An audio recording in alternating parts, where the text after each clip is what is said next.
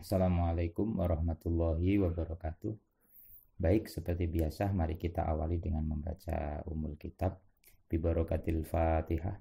A'udzubillahi minasyaitonirrajim. Bismillahirrahmanirrahim. Alhamdulillahirabbil alamin arrahmanirrahim. Iyyaka na'budu wa iyyaka nasta'in.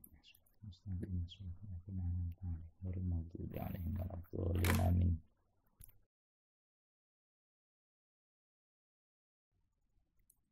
Baik, kita lanjutkan istishab. Kalau yang video sebelumnya kita membahas istishab yang sepakat untuk dipertahankan. Sekarang adalah istishab yang tidak sepakat untuk dipertahankan atau istishab yang hanya dipakai menurut qaul dhaif. Baik, istishab yang hanya dipakai menurut qaul dhaif ini ada dua. Yang pertama adalah mempertahankan ijma', padahal konteksnya sudah berbeda. Masuk contoh, jadi begini, ada ijma' bahwa sholat dengan tayamum itu sah selama tidak melihat air. Nah, kemudian ada kasus baru, ijma' sahnya sholat ini dipertahankan ketika melihat air di tengah sholat, padahal konteks waktunya berbeda. Nah kan, jadi konteks waktu yang ijma' sebenarnya adalah nggak melihat air hingga selesai sholat. Tapi dalam kasus baru ketika di tengah sholat melihat air, itu status ijma' yang dahulu diteruskan. Jadi akhirnya sholatnya tetap sah. Jadi ijma' itu dipertahankan, jadi tetap menganggap sholatnya sah meskipun konteksnya sudah di tengah sholat, tidak lagi selesai sholat seperti ijma' yang awal. Terus kemudian contoh yang kedua, ada ijma' bahwa najis jika tersimpan dalam tubuh itu tidak membatalkan wudhu. Maksudnya najis yang masih ada di perut contohnya. Jadi begitu tidak membatalkan wudhu, ya apapun yang masih di perut tidak membatalkan wudhu. Kemudian berkembang masalah jika ijma' ini dipertahankan ketika najis itu keluar dari selain kelamin dan anus, sehingga wudhunya tetap tidak batal. Nah kan, padahal kasusnya sudah berbeda. Kasus yang asli ijma' itu adalah masih tersimpan di tubuh. Nah, kasus yang baru konteksnya adalah ketika najis itu sudah keluar di selain anus dan kelamin. Jadi ternyata najis ketika sudah keluar itu tetap dihukumi wudhunya tidak batal. Nah, jadi mempertahankan wudhu tidak batal ini disamakan dengan ijma' yang awal, yakni ketika najis itu masih tersimpan dalam tubuh. Nah itu.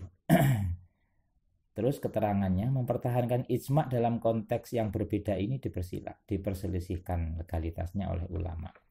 Jadi memang ulama tidak sepakat untuk memakai status ijma' yang dipertahankan seperti ini. Kemudian yang kedua adalah mempertahankan istishab maklub. Istishab maklub itu mempertahankan status hukum hari ini untuk menentukan hukum pada masa lalu. Jadi dibalik. Jadi maksudnya begini, kalau istishab pada asli definisi awal adalah mempertahankan hukum masa lalu dibawa ke hukum masa sekarang. Jadi sampai sekarang dipertahankan. Kalau istishab maklub ini dibalik. Jadi justru yang hukum saat ini dipertahankan untuk menentukan hukum yang sudah lalu. Nah ini namanya maklub, itu terbalik. Contoh takaran zakat masa kini itu menunjukkan takaran itu sudah berlaku pada masa Nabi. Jadi takaran zakat itu adalah satu sok. Satu sok itu kurang lebih sekitar 2 kilo 7 on. Takaran zakat yang sekarang berlaku satu sok ini 2 kilo 7 on ini istishab dipertahankan statusnya untuk menentukan masa lalu, masa Nabi itu ternyata ya begitu. Jadi ini namanya kebalik, maklub. Kemudian yang kedua contohnya adalah status kepemilikan. Kepemilikan saat ini menunjukkan status kepemilikan masa lalu. Jadi contohnya berarti seperti begini kasusnya. Seseorang membeli harta, itu kan menjadi hak milik dia. Terus di tengah jalan ada orang yang menggugat ini harta saya. Selama dia tidak punya bukti, ya ini berarti tetap status kepemilikannya milik si orang yang awal tadi. Ya, jadi itu menunjukkan dari dulu kepemilikannya masa lalu ya milik dia, bukan milik orang yang ngaku-ngaku tadi. Terus C, tradisi pemanfaatan fasilitas masjid hingga kini itu sudah berlaku sejak zaman wakif. Jadi maksudnya begini, memang masjid itu seharusnya kan tidak, fasilitas masjid itu tidak bisa digunakan untuk selain kepentingan masjid. Tapi ternyata ada satu tradisi yang bisa memanfaatkan fasilitas masjid. Contohnya seperti air. Jadi air fasilitas masjid itu kadang digunakan selain masjid. Kadang hanya untuk cuci motor atau cuci mobil.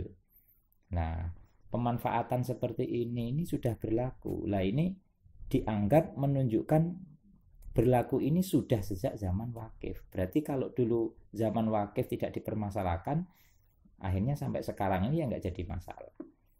Jadi tradisi sekarang itu untuk menentukan hukum pada masa lalu. Berarti masa lalu tidak jadi masalah berarti.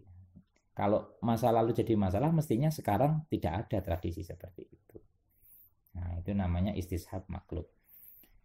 Keterangan metode istishab maklub ini diperselisihkan legalitasnya oleh para ulama. Jadi menurut ulama nggak bisa kasus saat ini, hukum saat ini itu untuk menunjukkan hukum masa lalu, itu nggak bisa.